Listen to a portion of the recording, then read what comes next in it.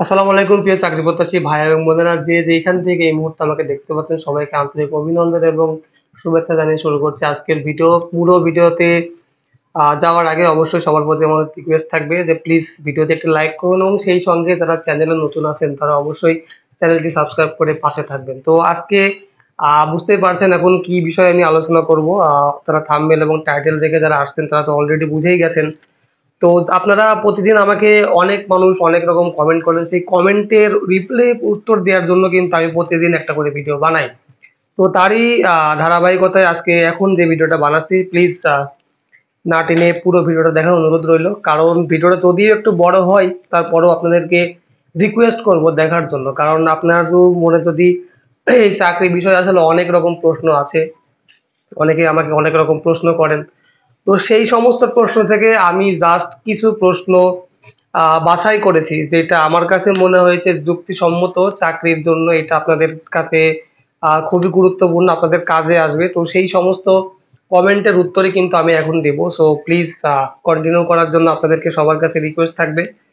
তো প্রথমেই আমাকে যিনি লিখেছেন, ওনার আইডির নাম হচ্ছে জোনেক্স। উনি আমাকে কমেন্ট করেছেন যে ভাই, ফায়ারম্যানের কাজ কি এবং ডিউটি সম্পর্কে যদি একটু বিস্তারিত বলতেন। দেখেন, বাংলাদেশ সেনাবাহিনীতে ফায়ারম্যান হচ্ছে একটি অসামরিকের চাকরি, যেটার গ্রেড হচ্ছে 19তম গ্রেড। সাধারণত 8,500 টাকা এদের বেসিক হয়ে থাকে এবং এদের কাজ হচ্ছে, ফায়ারম্যানের কাজ হচ্ছে অগ্নি নির্বাপক বাহিনী বা অগ্নি মানব যেটাকে আমরা বলি ফায়ারম্যান। এটা হচ্ছে ফায়ার সার্ভিসেও এই ট্রেডটা আছে, যেটার ট্রেড নাম হচ্ছে অগ্নি মানব। আর বাংলাদেশ সেনাবাহিনীতেও ফায়ারম্যান ট্রেড আছে, যাদের কাজও কিন্তু সেই আগুন নিভানোই। তো এটা হচ্ছে একটা অসামরিক চাকরি, এখানে অবশ্যই আপনি সরকারি ইউনিফর্ম পাবেন ফায়ারম্যানের মতো। এখানে আপনাকে কালো, র্যাবের যেরকম পোশাক আছে অ্যাকচুয়ালি ওই রকম পোশাকই, কালো পোশাক আপনাকে কিন্তু সরকার থেকে দেওয়া হবে। এবং এদের ডিউটি সম্পর্কে যদি বলতে যাই তাহলে এদের ডিউটি হচ্ছে 8 ঘন্টা। এবং চাকরিতে জয়েন করার পরে কিছুদিন পরে কিন্তু মৌলিক প্রশিক্ষণের জন্য গাজীপুর বা যে আপনি যে করে ভর্তি হবেন, মনে করেন যদি আপনি অর্ডিন্যান্স করে ভর্তি হন তাহলে অর্ডিন্যান্স করে রেকর্ড হচ্ছে গাজীপুর রাজেন্দ্রপুরে। তো সেইখানে আপনাকে 2 মাসের মৌলিক প্রশিক্ষণ নিতে হবে। যদি আপনি এএমসি করে ভর্তি হন তাহলে আপনার এএমসি করে রেকর্ড হচ্ছে টাঙ্গাইলে বা ঘাটাইলে, সেখানে আপনাকে ফায়ারম্যানের উপরে 2 মাসের মৌলিক প্রশিক্ষণ নিতে হবে। তো বিস্তারিত যদি বলতে যাই তাহলে আসলে অনেক বড় করে বলা লাগে, সো যেটা এখন আসলে সম্ভব হচ্ছে না। তবে এটুকু বলে রাখি যে ফায়ারম্যানের চাকরিটা খুব রিল্যাক্সেবল একটা চাকরি, যেখানে উচ্চতা কিন্তু 5 ফুট 6 ইঞ্চি প্রয়োজন হয়। এবং অবশ্যই এটা অনেক সম্মানের একটি চাকরি, খুব ভালো একটি চাকরি। আপনার শরীরে কোনো কাদা ময়লা লাগার আসলে কোনো চান্স নেই, যদি কিনা আগুন না লাগে।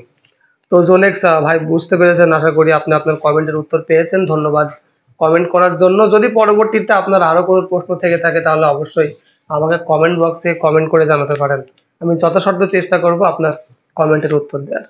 এরপর যিনি আমাকে কমেন্ট করেছেন ওনার নাম হচ্ছে মিনহাজুল ইসলাম। উনি লিখেছেন, ভাই, বাংলাদেশ সেনাবাহিনীর অসামরিক পরিচ্ছন্ন কর্মী এবং মালি পদে শুক্রবার শনিবার 2 দিন ছুটি থাকে।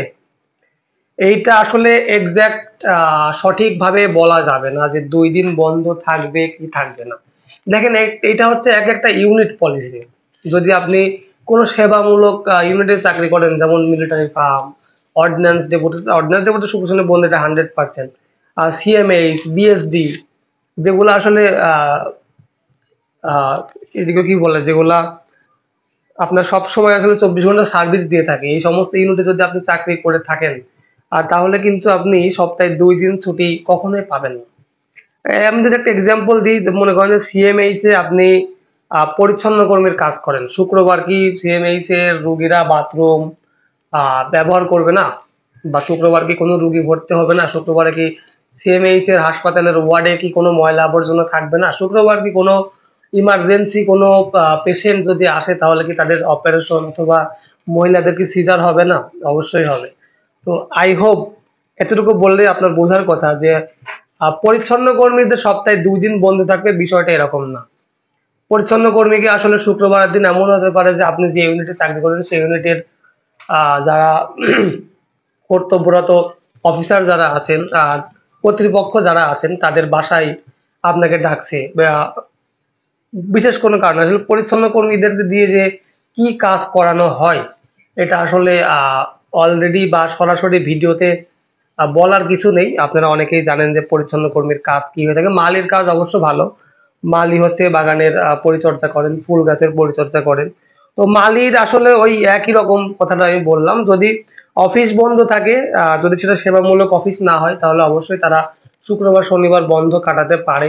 যদি সেবামূলক কোনো ইউনিট হয়ে থাকে যেমন সিএমএইচ, মিলিটারি ফার্ম, বিএইচডি, এরকম যদি কোনো সেবামূলক প্রতিষ্ঠান হয়ে থাকে বা সেবামূলক ইউনিট হয়ে থাকে তাহলে এখানে সপ্তাহে 2 দিন ছুটি কাটানোর কোনো অবকাশ নেই।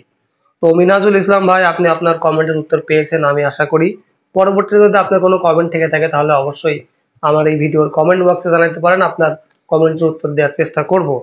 এরপরে যিনি আমাকে কমেন্ট করেছেন ওনার নাম হচ্ছে আকাশ হুদা। উনি লিখেছেন, ভাই সেনাবাহিনীর খেলোয়াড়ের কি সৈনিকের মতো 9 মাস ট্রেনিং হয়?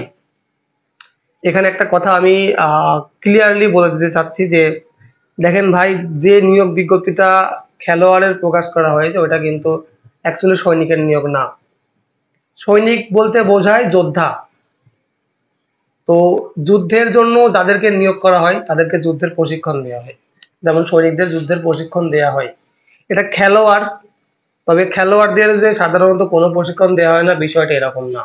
খেলোয়াড়দের সাধারণত মৌলিক প্রশিক্ষণগুলো দেওয়া হয়ে থাকে, হয়তোবা অস্ত্রের প্রশিক্ষণ বা বিভিন্ন যুদ্ধের কৌশল রণকৌশল না শেখানো হলেও সেনাবাহিনীর যে বেসিক প্রশিক্ষণ যেগুলো আছে সেগুলাই আপনাকে হয়তোবা প্রশিক্ষণের সময় দেওয়া হবে, যেমন সালাম কালাম, ডিসিপ্লিন, ইত্যাদি ইত্যাদি আর্মির রুলস যেগুলো পড়ে। তো সেগুলো অবশ্যই করতে হবে, তবে 9 মাস না। আমার ধারণা মতে সাধারণত 3 মাসের মৌলিক প্রশিক্ষণ হতে পারে খেলোয়াড়দের। এবং সবসময় তো ভাই আপনি যখন খেলার পথে ভর্তি হবেন সবসময় আপনি ফুটবল, ক্রিকেট, কাবাডি এগুলো নিয়ে আসলে পড়ে থাকবেন। অ্যাথলেটিক যদি ভর্তি হতে সবসময় আপনি অ্যাথলেটিক নিয়ে পড়ে থাকবেন। আপনার যুদ্ধের রণকৌশল শেখার মতো সময় তখন আপনি পাবেন না। সো 9 মাস ট্রেনিং এর আমার মনে হয় না এখানে 9 মাস ট্রেনিং করা হবে। আমার ধারণা মতে বা আমি যতটুকু জানি এখানে সাধারণত 3 মাসের একটা মৌলিক প্রশিক্ষণ হতে পারে। সো আকাশ হতে ধন্যবাদ আপনাকে কমেন্ট করার জন্য। জানি না আপনার কমেন্টের উত্তর কতটুকু দিতে পারলাম, তবে আপনাকে কমেন্ট করার জন্য ধন্যবাদ। যদি চাকরি সংক্রান্ত আরো কোনো প্রশ্ন থেকে থাকে তাহলে অবশ্যই এই ভিডিও না যে কোনো ভিডিওর কমেন্ট বক্সে কমেন্ট করে জানাবেন, আমি আপনার কমেন্টের উত্তর দেওয়ার চেষ্টা করব। এরপর যিনি আমাকে লিখেছেন তার নাম হচ্ছে মেহেদি। উনি লিখেছেন, ভাইয়া খেলোয়াড় পদে আবার কোন মাসে লোক নেবে 2025 সালে? দেখেন এটা এক্স্যাক্টলি বলাটা খুবই টাফ ব্যাপার যে কোন মাসে আসলে আবার নিয়োগ বিজ্ঞপ্তিটা হবে। আমি এর আগের ভিডিওতে বলেছিলাম যে একজন চাকরি করার পরে যখন রিটায়ারমেন্টে যায় তার রিটায়ারমেন্ট শেষ হবার পরে এলপিআর এ থাকে তিনি 1 বছর। তো তার পেনশনের সমস্ত হিসাব আসতে তাকে পুরোপুরি সরকার থেকে বিদায় মানে সরকার তাকে পুরোপুরি সেনাবাহিনীর চলমান রেকর্ড থেকে দূরে সরাতে কিন্তু প্রায় 1 বছর সময় লাগে। তো প্রতি বছরই এখানে লোক নিয়োগ হয় 6 মাস বা 1 বছর পর পরই জনবল নিয়োগ করা হয়, কারণ এক ব্যাচ জয়েন করছে এবং আর একটি ব্যাচ কিন্তু পেনশনে যাচ্ছে। তো যারা পেনশনে যাচ্ছে তাদের ভ্যাকান্সি খালি হচ্ছে। 25 সালের লাস্টে ডিসেম্বরে বা 26 সালের জানুয়ারিতে একদল আবারও পেনশনে যাবে, 26-এর জানুয়ারি মাসে বা 25-এর ডিসেম্বর মাসে কিন্তু আবারও খেলোয়াড় পদের লোক নিতে পারে। তবে মেহেদী ভাই আপনি এটুকু কনফার্ম হয়ে থাকেন যে আগামী 6 মাসের মধ্যে আবারও বাংলাদেশ সেনাবাহিনীর খেলোয়াড় পদে আসলে জনবল আবারও নিয়োগ করা হবে। তো আপনি আপনার মানসিক শারীরিক প্রস্তুতি নিয়ে রাখতে পারেন। তো আশা করি আপনি আপনার কমেন্টের উত্তর পেয়েছেন মেহেদী ভাই।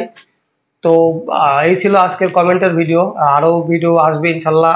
আরো অনেকেই কমেন্ট করেছেন, তবে সেই কমেন্টগুলোর উত্তরটা দিতে হবে আমাকে একটু খোলাখুলি ভাবে বলে বা বিস্তারিত আলোচনা করে। তো সেগুলোর দেখার আমন্ত্রণ জানিয়ে আমি রাজ এখানে বিদায় নিচ্ছি। সবাই ভালো থাকবেন, সুস্থ থাকবেন এবং অবশ্যই চ্যানেল নতুন হয়ে থাকলে চ্যানেলটি সাবস্ক্রাইব করে পাশে থাকার জন্য অনুরোধ জানাচ্ছি।